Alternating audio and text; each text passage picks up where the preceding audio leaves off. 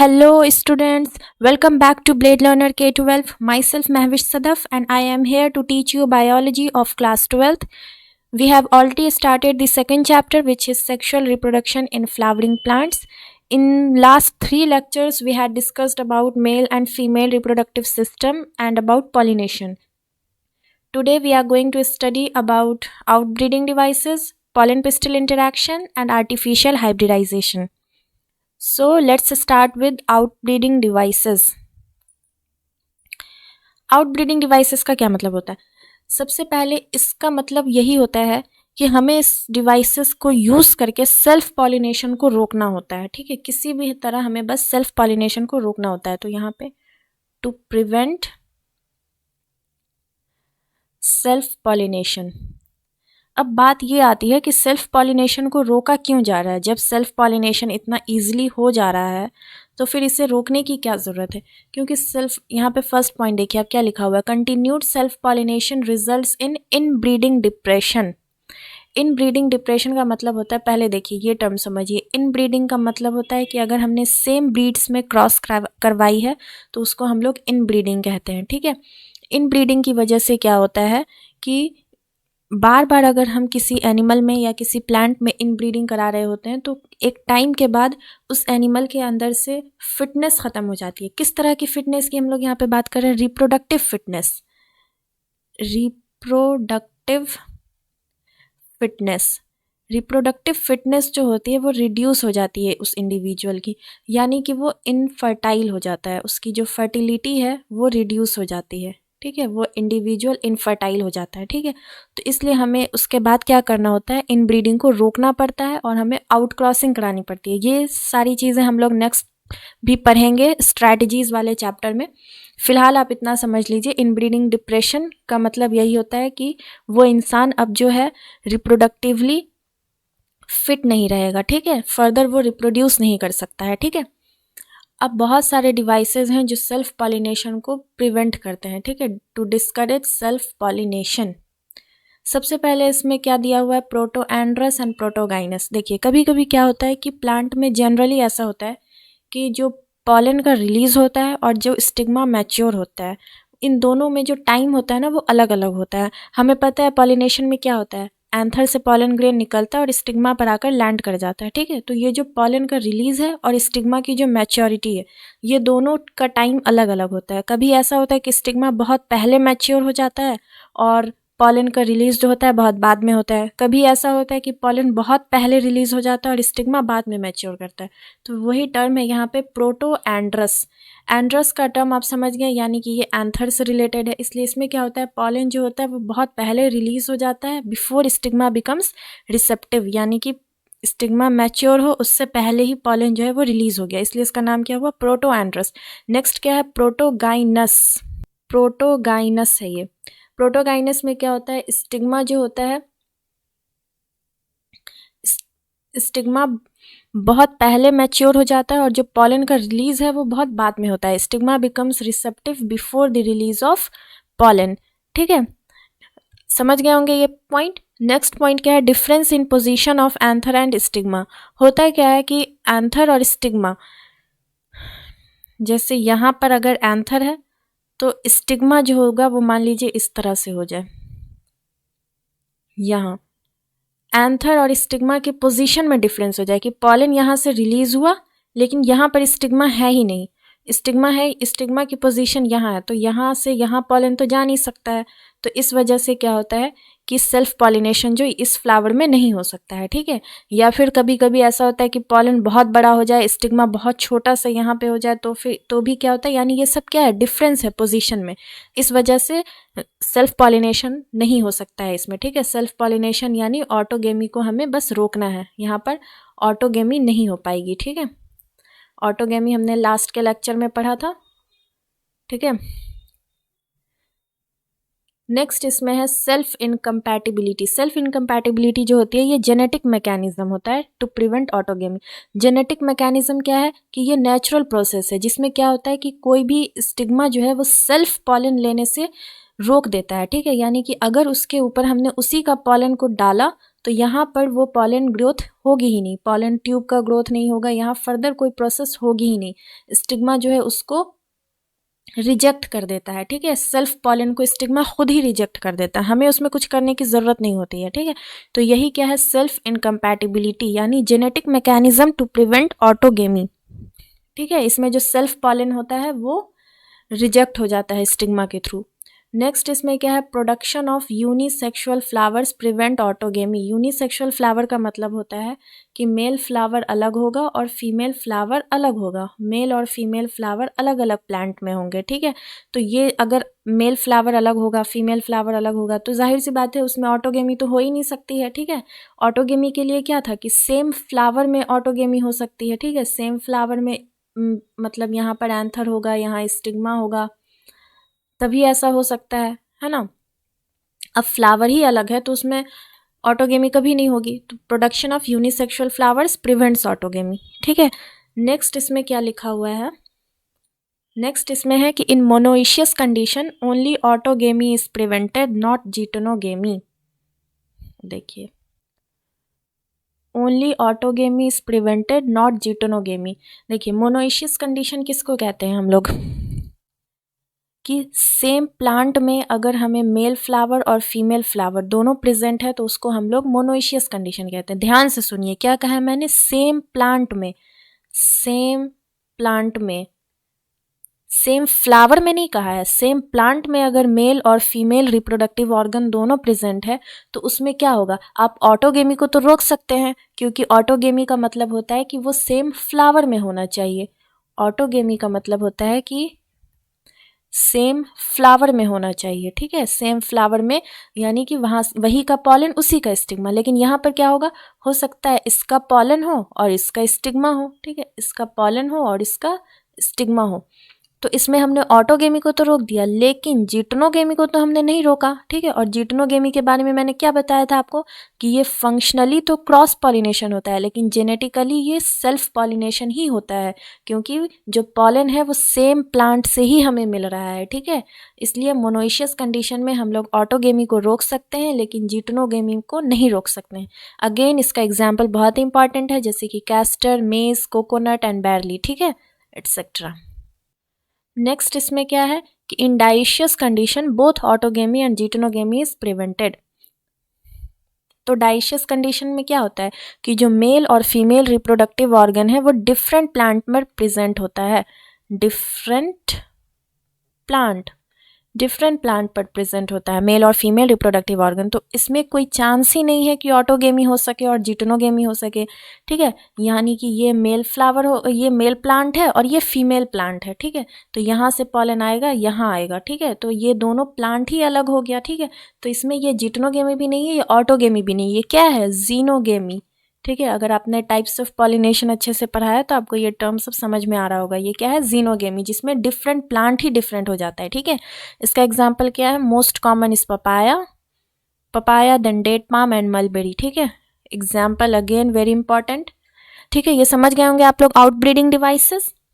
Next अब हम लोग मूव ऑन करते हैं पॉलन पिस्टिल इंटरेक्शन पर, ठीक है। अब पॉलन पिस्टिल इंटरेक्शन का क्या मतलब होता है, पॉलन एंथर से निकलता है और पॉलन जो हो गया वो हो गया एंथर से, और उसको जाना है स्टिग्मा पर, और स्टिग्मा जो है वो पार्ट होता है पिस्टिल का, ठीक है। इसीलिए कहा गया है pollen pistil interaction. Pollen pistil interaction क्या होता है कि जो कोई भी पॉलन है वो यहाँ स्टिग्मा पर लैंड हुआ, ठीक है, ये पॉलन लैंड हुआ यहाँ पर, ये स्टिग्मा के पास ये कैपेबिलिटी होती है कि वो इस पॉलन को पहचान सके।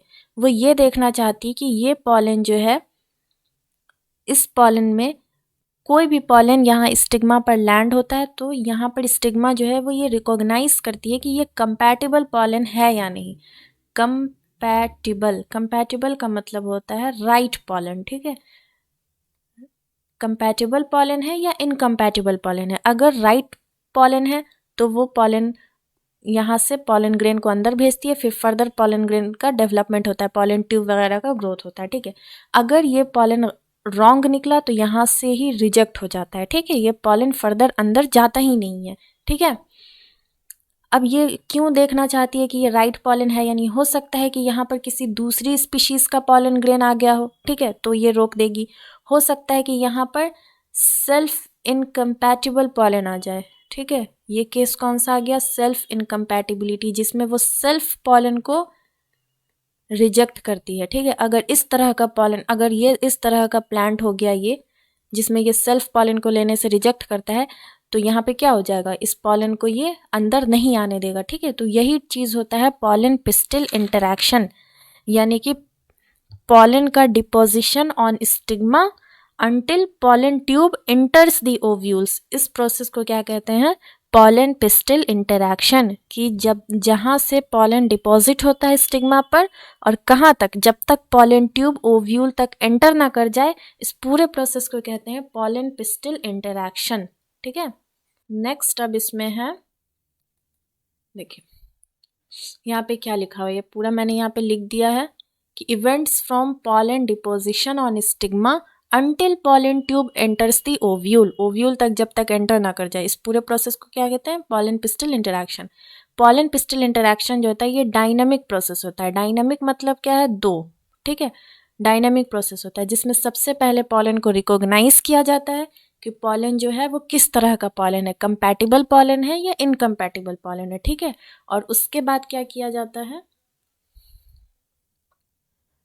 प्रोमोशन और इनहिबिशन ऑफ द पॉलन, यानी पॉलन का या तो प्रोमोशन होगा, मतलब पॉलन अंदर जाएगा, पॉलन ट्यूब का फॉर्मेशन होगा, या फिर इनहिबिशन हो जाएगा, यानी कि रिजेक्ट हो जाएगा ये, ठीक है। तो ये दो प्रोसेस आते हैं पॉलन पिस्टिल इंटरैक्शन में, सबसे पहले रिकॉग्नाइज किया जाता है और फिर उसको या तो प्रमोट किया जाता है या फिर इनहिबिट कर दिया जाता है। नेक्स्ट है कि if the pollen is of right type, अब मैंने जो भी आप लोगों को भी बताया है ना वही सब यहाँ पर लिखा हुआ है। If the pollen is of right type यानी कंपैटिबल पॉलन होगा तो पिस्टिल उसको एक्सेप्ट करेगा पॉलन को, और फिर germination of pollen tube takes place, pollen tube का जर्मिनेशन होगा। अगर रॉन्ग टाइप का पॉलन होगा यानी इनकम्पैटिबल पॉलन होगा तो पिस्टिल उसको रिजेक्ट कर देगा। और किस तरह से रिजेक्ट करेगा, पॉलन को जर्मिनेट ही नहीं होने देगा स्टिग्मा पर, ठीक है, जिसकी वजह से पॉलन ट्यूब का ग्रोथ नहीं होगा, ठीक है। अब ये जो रिकॉग्निशन है ये कहाँ से हो रहा है, मतलब कि क्या ऐसा प्रेजेंट है जो इतना हेल्प कर रहा है पिस्टिल को रिकॉग्नाइज करने में, तो ये एक केमिकल होता है, ये आप लोग याद रखिएगा,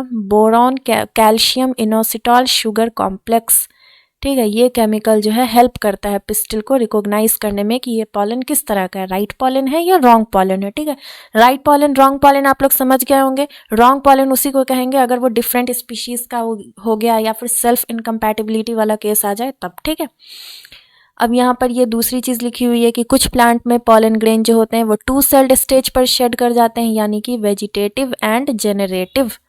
आपको मैंने पहले भी बताया, आप मेल रिप्रोडक्टिव सिस्टम के बारे में पढ़ सकते हैं लास्ट के वीडियोस देखकर, कि जो पॉलन ग्रेन होता है उसमें दो सेल होते हैं, वेजिटेटिव सेल और जेनरेटिव सेल। तो 60% एंजियोस्पर्म में क्या होता है, 60% एंजियोस्पर्म में जो होता है जब पॉलन ग्रेन स्टिग्मा पर लैंड कर जाता है, जब वहाँ पे पॉलन ट्यूब का ग्रोथ हो जाता है, तब उस टाइम में जेनरेटिव सेल जो है वो डिवाइड कर जाता है और दो मेल गैमीट बनाता है, 2 मेल गैमीट का फॉर्मेशन करता है, ठीक है।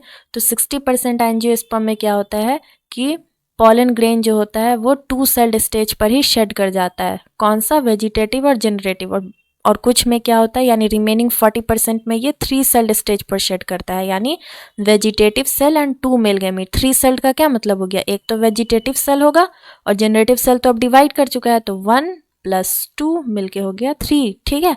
3 सेल पर पॉलन ग्रेन जो है वो शेड कर जाता है, तो उसमें क्या होता है, vegetative cell and 2 male gamete. बहुत ईजी है सब कुछ अंडरस्टैंड करना, ठीक है। नेक्स्ट क्या लिखा हुआ है कि पॉलन ट्यूब कहाँ से एंटर करता है, through micropylar reason. Micropylar reason आपने एम्ब्रियो सैक पढ़ा होगा, ठीक है। एम्ब्रियो सैक में माइक्रोपाइलर रीजन था और क्लाजल रीजन था, ठीक है, माइक्रोपाइलर एंड क्लाजल रीजन।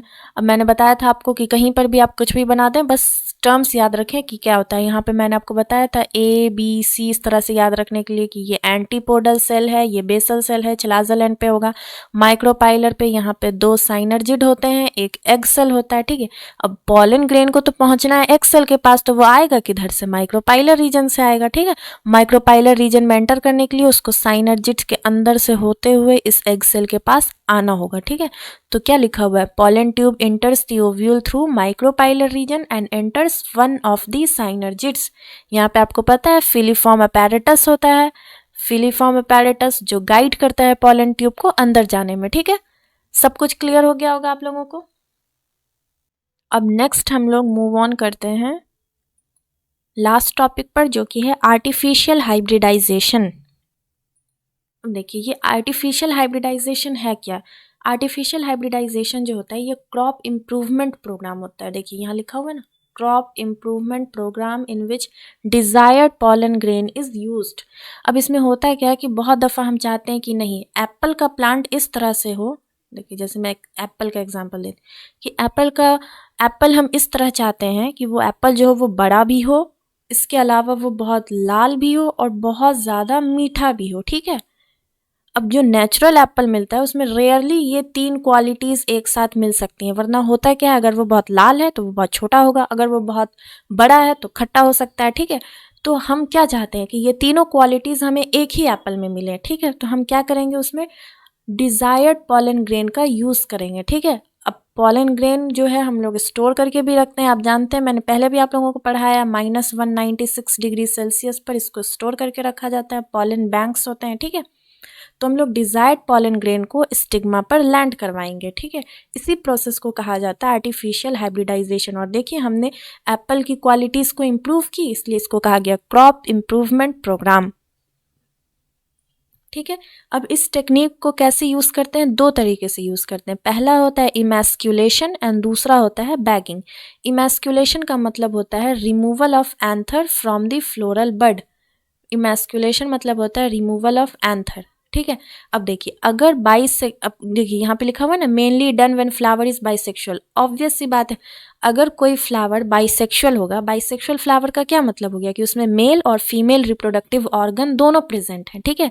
तो हो सकता है कि ये जो एंथर है यहाँ पर और यहाँ स्टिग्मा है, हो सकता है इस स्टिग्मा पर इसी का पॉलन जो है आकर लैंड कर जाए, है ना। लेकिन हम चाहते हैं कि हम इसका पॉलन नहीं दें, हम जो चाहते हैं जो पॉलन, वो पॉलन स्टोर्ड पॉलन लाकर हम यहाँ पे डिपॉजिट करें इस स्टिग्मा पर।